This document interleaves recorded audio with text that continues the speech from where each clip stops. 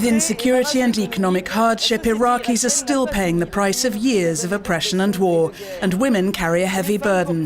Hana Edouard, a human rights activist, has never stopped fighting for women's rights. We meet her this week in Baghdad. This is Tahrir Square. It is the heart of Baghdad. It is the heart of so many, memories of people struggling.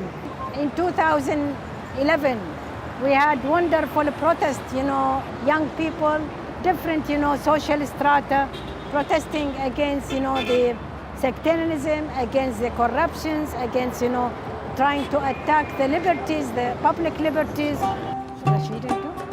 In the street, everyone recognizes the woman who no one and nothing can silence. This video was a hit in Iraq.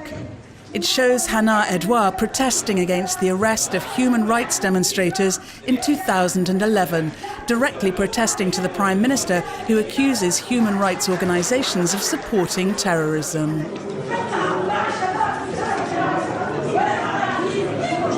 After 35 years of bloody dictatorship in the country, the first thing what we need is how we can develop from totalitarian regime into culture of human rights, culture of democracy.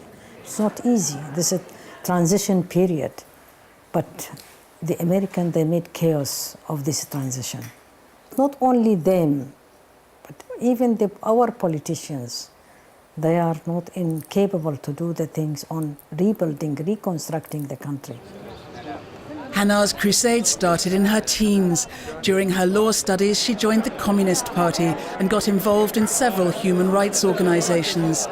At 26, she left for East Berlin as the Iraqi representative of an international women's rights organization. She spent 10 years there but couldn't return to Iraq. Saddam Hussein's regime forced her into exile in Syria before she joined the resistance in Iraqi Kurdistan. I also again been obliged to go outside because of the wave of the chemical war from Saddam Hussein against the resistance movement in Kurdistan. I again came out to Damascus after the second Gulf War, after '91.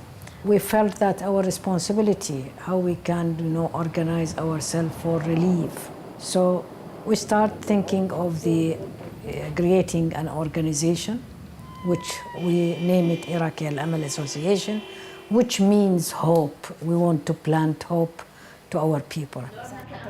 After years of underground activity in Syria and in Kurdistan, Hana Edouard returned to Baghdad just 1 week after the American invasion in 2003 and opened the headquarters of her organization. Human rights, health, education, Al-Amal's network now spreads throughout the whole country.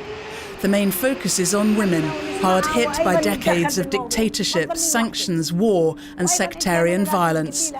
Al-Amal provides material help as well as legal and psychological support.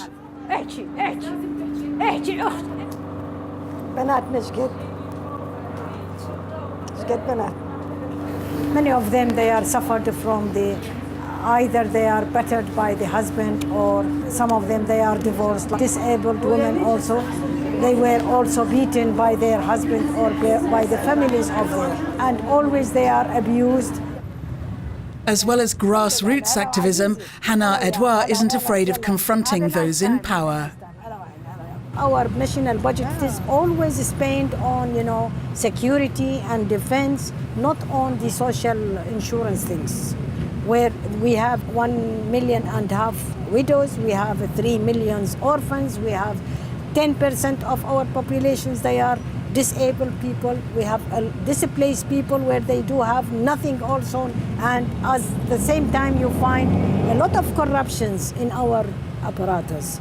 Not only we speak about terrorism in Iraq. Terror in Iraq, it is one thing, but when you speak about corruptions also, it is the other side of the terror.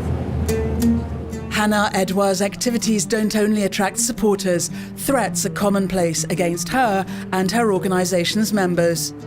She knows she can rely on her staff and the many women who head up the various organizations within the Al-Amal network. They want to make their voices heard in all areas of public life, to change things in Iraq. We need really peace, peace, peace. Over 40 years now, we lived a situation of you don't know what to do tomorrow. You can't, plan for tomorrow. You are not safe about your family. You are not safe about yourself if you go outside or you come back. And during the 3 years of sectarian war, we moved. We did a lot of work, in spite of the dangers are surrounding us. And we lost some of our best friends. I lost close friends from me. And this is for us, it gives me always encouragement more. And this challenge I have to continue.